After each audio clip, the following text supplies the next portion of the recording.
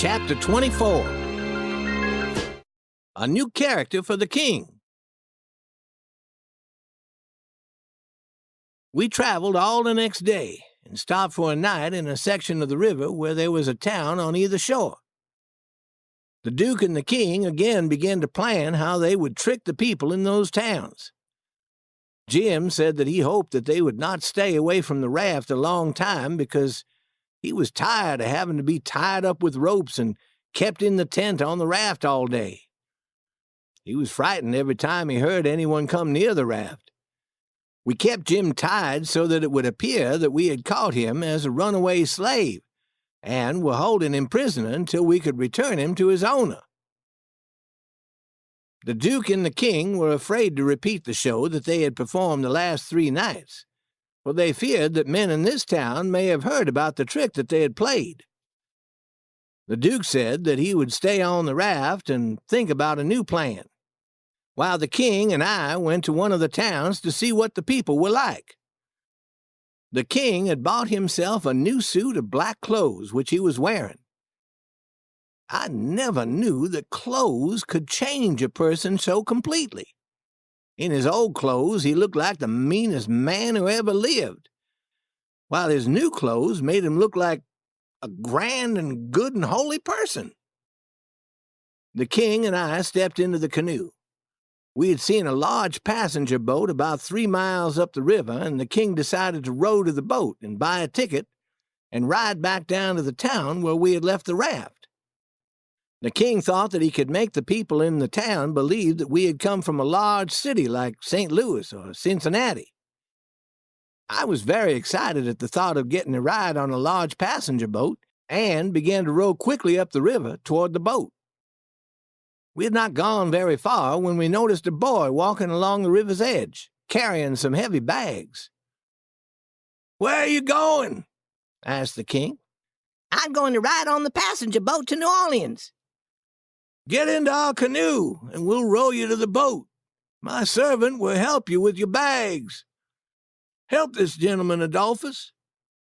I knew he meant me, so I jumped out of the canoe and helped the boy. Then the 3 of us continued rowing up the river. "When I first saw you, I thought that you must be Mr. Wilkes, and that you had arrived just a bit too late. Then I thought again and realized that you would not be rowing up the river if you were Mr. Wilkes, so you must be someone else." The king answered, "No, I am not Mr. Wilkes. My name is Blodgett, Alexander Blodgett. I'm sorry that this Mr. Wilkes did not arrive in time, and I hope that he didn't miss anything important." "He didn't miss getting property. He'll still get that. But he missed seeing his brother Peter alive. Peter would have given anything to have seen his brother before he died. He talked of little else the last 3 weeks of his life. The 2 brothers had not seen each other since they were children, and there was a 3rd brother, William, whom Peter had never seen at all. William was much younger. He would be only 30 or 35 years old, and he couldn't hear nor speak. Only the 2 brothers, Harvey and William, are left of the family, and they live in England." "Did anyone write to them and tell them that Peter was ill?" "Oh, yes. Peter himself wrote a few months ago, when he first became ill. He was quite old and had the feeling that he would never be well again. He had one brother, George, who had lived here in America with him, but George and his wife died last year. They had 3 daughters who continued to live with Peter, and he wanted to be sure that they got all his property after his death. That was all that the girls would have to live on." "I'm sorry that Peter didn't live to see his brothers. What are his nieces' names, and how old are they?" "Mary Jane is 19, Susan is 15, and Joanne is 14. Joanne is very sweet and is always doing good works, but she's not all that pretty." The king looked very sad. "I'm sorry that the girls are left all alone in the cold, cold world." "They're not alone. Peter Wilkes had many friends, and these friends will see that the girls get the property Peter has left for them. There's Hobson, Lot Hovey, Ben Rucker, Abner Shackelford, and Levi Bell, the lawyer, and Dr. Robinson. The wives of all these men are also his friends, and so is the widow Bartley. Those are the people that Peter wrote to his brother Harvey about. When Harvey arrives, he'll know who to turn to for help." The king continued asking the boy questions until he knew about everything and everyone in that town. All about the Wilkses, about Peter's business — he was a tanner — and about his brother's business. Finally, he asked, "Was Peter Wilkes wealthy?"